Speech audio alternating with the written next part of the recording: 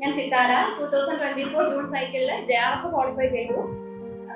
ഓരോ തവണ net exam appear ചെയ്യുന്ന സമയത്തും ഓക്കെ ഇത്തവണ JRF കിട്ടും എന്നുള്ളൊരു എക്സ്പെക്ടേഷനോട് കൂടി എക്സാം ബോർഡിൽ നിന്ന് പുറത്തിറങ്ങുന്നു.